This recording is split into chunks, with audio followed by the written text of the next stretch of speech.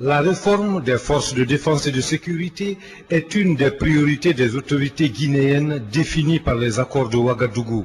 Pour cela, la communauté internationale apporte son soutien. C'est dans le cadre, comme vous savez, de la réforme du secteur sécuritaire, qui est une des priorités du programme du gouvernement guinéen.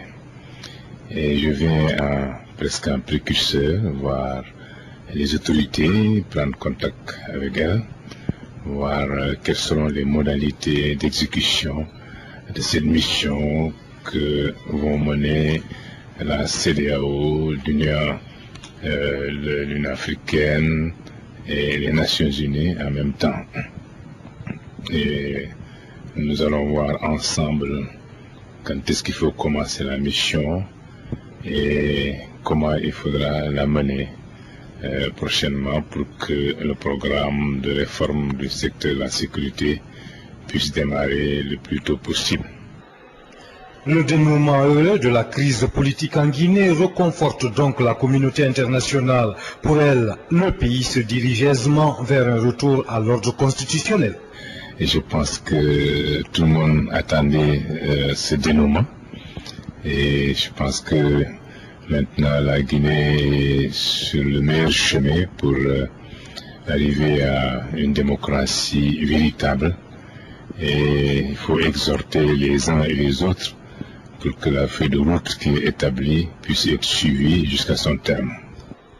Les Guinéens doivent renforcer ce acquis en privilégiant la concertation, conseille le général Lamine Sissi.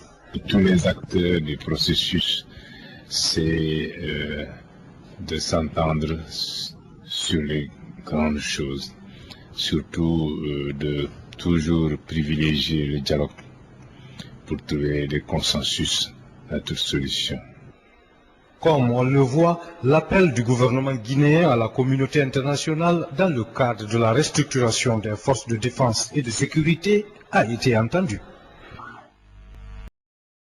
Dans l'ambition de faire de la Guinée un pays démocratique, les autorités du pays se sont fixées des priorités.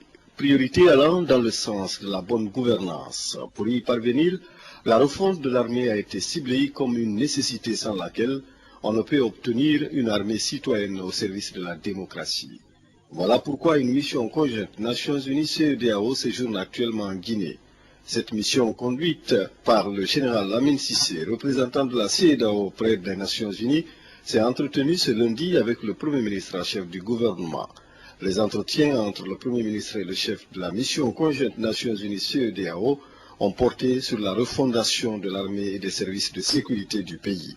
Le but de cette mission, préliminaire à un séjour en Guinée, est de prendre contact avec les autorités guinéennes pour ensemble voir comment cette refonte de l'armée va être entreprise.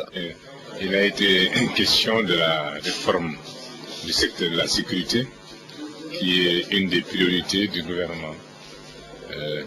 Doré. Je suis accompagné dans ce cadre par l'ambassadeur représentant spécial de la CEDEAO à Conakry et le programme des Nations Unies de développement. Bien sûr, dans l'équipe, il y a d'autres qui vont arriver plus tard. Donc, cette mission est une mission de prise de contact avec les autorités guinéennes pour le déclenchement de cette opération, étant donné que la volonté politique du gouvernement, des autorités, était déjà exprimée à plusieurs reprises. Donc à la suite de cette visite, une équipe d'experts viendra pour commencer l'évaluation pour cette réforme du secteur de la sécurité. La volonté politique exprimée par les autorités guinéennes amorce ainsi sa première phase avec l'arrivée de cette mission conjointe Nations Unies-CEDEAO qui rencontrera toutes les autorités avant de mettre en place une équipe d'évaluation. Le Premier ministre, chef du gouvernement, s'est réjoui de l'arrivée de cette mission avant de réitérer pour sa part l'engagement et la détermination du gouvernement de voir se réaliser ce rêve des Guinéens. Quel est votre sentiment? C'est que la mission, qu'elle vienne, qu'elle réussisse pour que l'institution militaire et l'institution de la police puisse renouer à l'issue de la mission avec des traditions républicaines, que l'armée et la police soient au service des populations, dans la discipline, la compétence. Vous savez que les deux priorités du gouvernement que je dirige sont d'organiser les élections d'une part et de restructurer l'armée. Et la mission est ici dans ce cadre-là.